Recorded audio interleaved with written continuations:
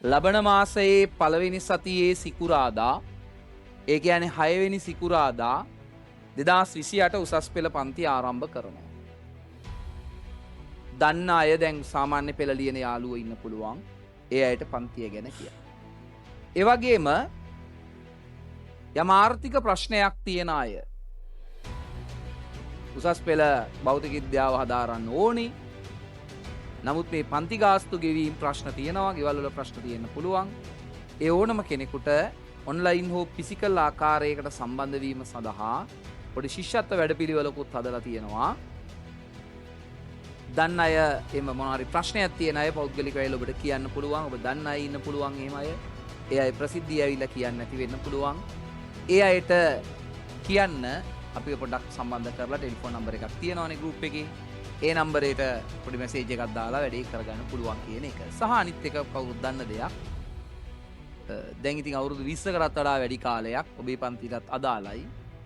Free card එකක් දුන්නත්, half card එකක් දුන්නත් දුන්නු දවසේ පටන් ආයේ කිසිම දවසක ඒ ළමයා කවුද කියලා මන් දන්නේ නැහැ.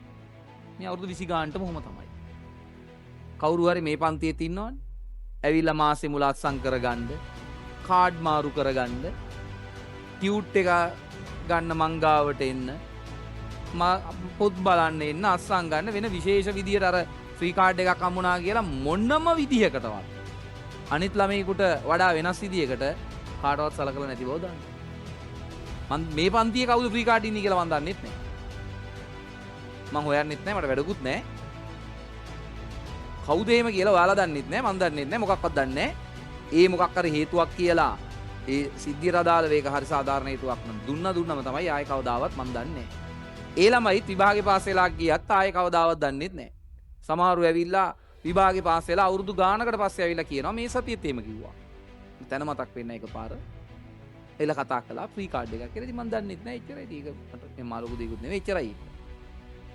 ඒ නිසා ඒකකවත් එහෙම වැඩකදීවත් පොඩිවත් අපහසුතාවයකට පත් කරලත් නැහැ, කරන්න බලාපොරොත්තුකුත් නැහැ. ඒ වගේම මේ අයගෙන් වෙන විශේෂ සැලකිල්ල බලාපොරොත්තු වෙන්නේත් නැහැ. ඒක එච්චරයි. ඒ නිසා දන්න ඉන්නවා නම් කියන්න.